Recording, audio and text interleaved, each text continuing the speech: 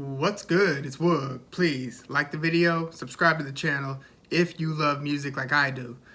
Neil Young obviously just pulled his music from Spotify because of the Joe Rogan podcast and what many consider to be misinformation as it pertains to the COVID vaccines. And Neil Young, no stranger to battling it out with the powers that be in the music industry, pulled his catalog. Now, the good news for you Spotify users is that you can still get his work with Crosby, Stills, Nash and Young. Their second album, Deja Vu, featured Neil Young. Personally, I like the first Crosby, Stills and Nash album from '69. That was their self-titled one before they invited Neil Young to the group. David Crosby obviously came from the Byrds. Stephen Stills came from Buffalo Springfield. Graham Nash came from the Hollies. And then after that first album, they invited Neil, not so much because of his singing and songwriting, but more so for his guitar. Like, he only wrote and performed vocally on a couple songs on Deja Vu, but his guitar is all over the place. That's what they primarily got him on board for. So that 1970 Deja Vu album that has Carry On, Teach Your Children Well, Helpless is probably the most known Neil Young song from that Deja Vu album. And then the Graham Nash written Our House is also on Deja Vu. So you could get that. You could also find the second Buffalo Springfield album. That's the one where Neil Young features Broken Arrow at the end of the album. The album is called Buffalo Springfield Again. And like Stephen Stills, Neil Young came from Buffalo Springfield. So yeah, that second album has Mr. Soul. That's one of the best albums on Buffalo Springfield Again. That's the name of the album, Buffalo Springfield Again. So it has Mr. Soul, Broken Arrow, and others. So that is the Neil Young music you still have access to on Spotify. But if you were looking for After the Gold Rush, Harvest, or anything like that, yeah, you're not going to find it on Spotify anymore, unfortunately. And he's actually been trying to flock people over to Amazon Music. That's what he's been championing. And, you know, Neil Young has his own streaming service. A lot of people don't remember, but he's got a streaming service called Pono. And Neil Young's whole thing, you know, as much as this pulling his catalog from Spotify was about the Joe Rogan podcast and Neil Young's taking a stance against that, even though I feel like it would be more appropriate for Neil Young to actually feature on the Joe Rogan podcast. I don't feel the same way about that particular podcast that a lot of people do. I'm not a fanatic, but I have and do watch a good amount of the Joe Rogan podcast for just different reasons. Do I agree with everything that's described on there? Not by any stretch. Am I a fan of every guest that Joe Rogan has on his podcast?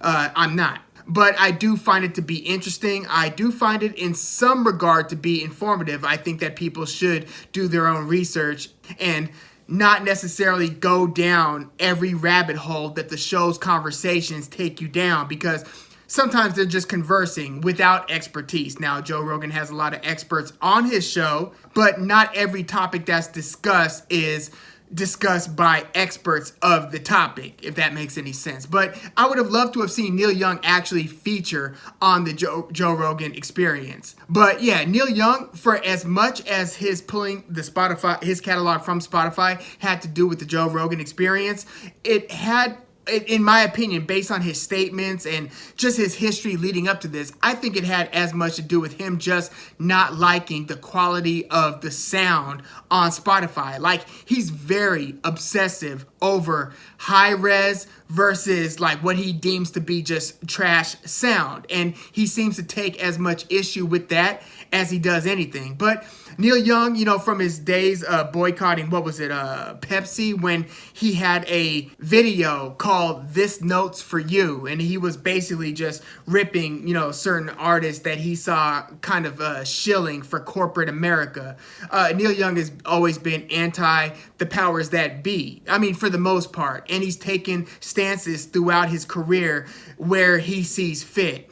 I mean, he's always been a bit of an industry oddball. He is a rock legend, but he was by no means like an industry darling. And he wasn't even always a darling in the eyes of his peers. Like, you know, I kind of look at his addition to Crosby, Stills, and Nash as kind of being the chemistry breaker. I thought that they were doing great before bringing him on board, but he, you know, has a larger than life, not persona, but just in terms of putting his foot down character-wise. Like, he kind of walks the walk in a way that just doesn't really jive well with a lot of artists or obviously label or music entities. And this latest stance against Spotify is the latest example of that. Now, since that, Joni Mitchell's also pulled her catalog. I mean, I use Spotify a lot, so I have like a ton of playlists. My playlister name is What's Good Woog, but it has tons of like folk-based playlists, all kinds of genres. But for some of the folk ones, some of the oldies ones, you know, I have a lot of Neil Young and Joni Mitchell. I believe Graham Nash also followed suit. I think India RE might have as well. So, you know, it's not the most popular artists out there that are taking these stances, but you've got a couple legends, and India RE has had like a very impressive career. But with Neil Young's catalog in particular, it's kind of rough because it's such a vast catalog, because a lot of artists will have their heyday, their prime, and then they'll kind of fizzle out to where the music that they start releasing becomes like less relevant or less edgy. Neil Young's career is full of like left unexpected turns where he kind of, you know, throws his own audience off sometimes. Like when he was entering the 80s, for instance. You know how, you know, Bob Dylan in the mid 60s went electric, which just drew the ire of like all the original beatniks, and a lot of the late 60s hippies or mid 60s, early 60s hippies weren't really feeling the electric version of Bob Dylan. Well, Neil Young, when he was entering the 80s after releasing albums like, you know, After the Gold Rush, Harvest, On the Beach, Tonight's the Night, he kind of went electronic, and this was like in the near beginning of the new wave era. So he has certain albums when he left Reprise Records and went to Geffen. His first album on Geffen was Trance, and Trance is kind of said to be like the most non-Neil Young like Neil Young album, right? So he went from kind of being country rockish,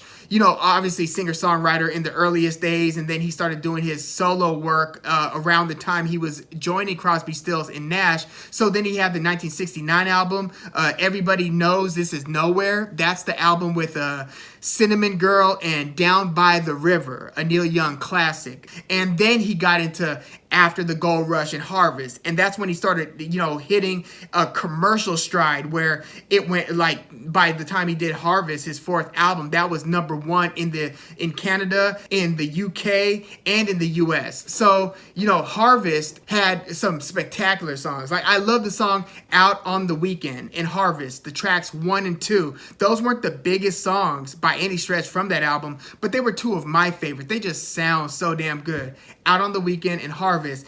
And then he has songs like Heart of Gold, Old Man, and The Needle and the Damage Done. So yeah, those are all featured on Harvest, which might be his, you know, that might be his greatest classic album. If not that one, then it might be After the Gold Rush, which, you know, its biggest songs were Southern Man, maybe Only Love Can Break Your Heart, and then the first two tracks, like on Harvest, are two of my favorite songs on the album, and that is Tell Me Why and the title track, After the Gold Rush. But yeah, those two albums are kind of the quintessential Neil Young classics. That's his third album and fourth album. The album before that he had done with Crazy Horse. The two albums after that, After the Gold Rush and Harvest, were more solo albums without that band Crazy Horse. Now, by the way, Crazy Horse, the drummer's son, is actually my next door neighbor, literally. Like, the drummer of Crazy Horse's son is who I'm like moving trash cans out with on Fridays so they can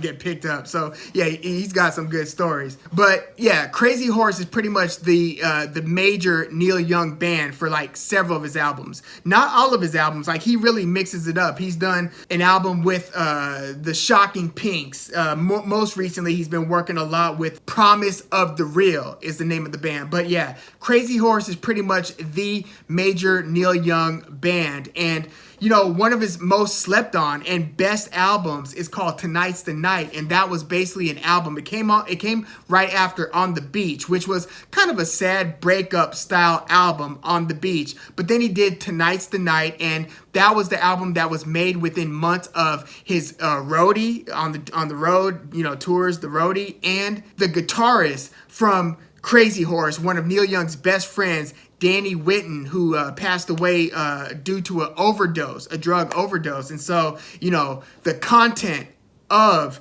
Tonight's the Night, again, one of the best yet most slept on Neil Young albums, is about the death of his good friend, Danny Whitten. So that's Tonight's the Night. That is 2 albums after Harvest. So it went Harvest, On the Beach, Tonight's the Night, and then by that time you're in the mid-70s. But the thing about Neil Young is he never stopped releasing music. Even to this day, he released like an album like this year, an album if not last year, then the year before. But it's always environmentally conscious, especially in his most recent albums. There's always like some sort of an underlying theme to his music. And he doesn't release music to be like a commercial smash every time. He kind of makes music on his terms and in his way. That's why, I mean, like I said, he has his own streaming service.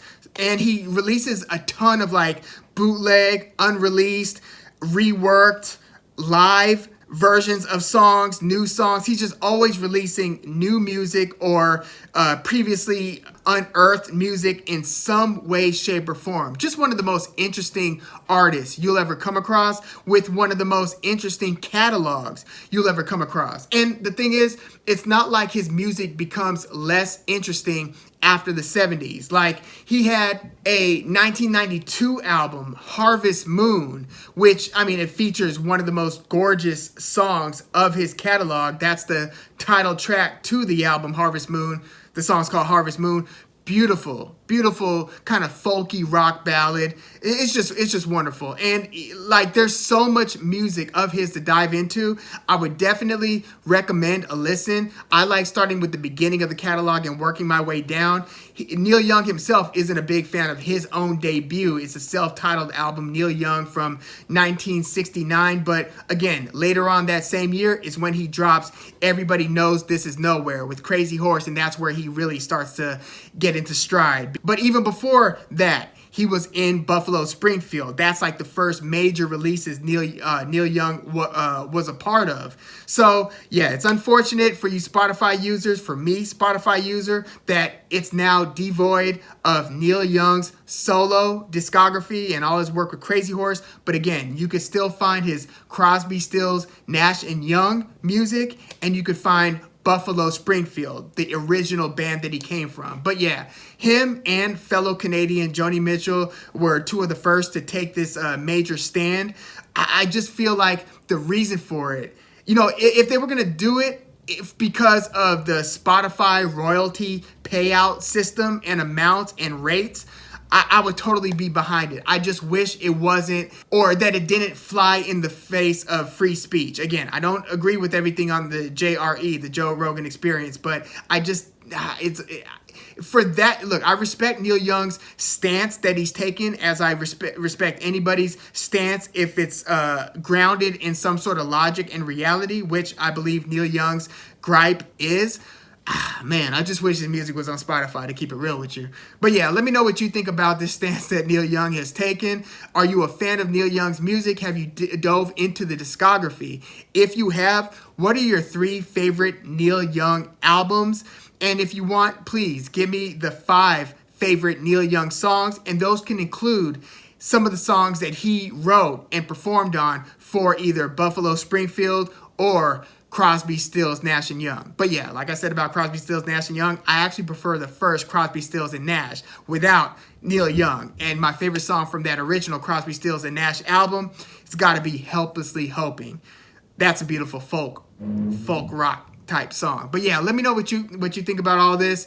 Where are you going to go to get Neil Young's music? Are you with Apple Music, Amazon Music? Do you have some of his CDs? Do you have any of his vinyl?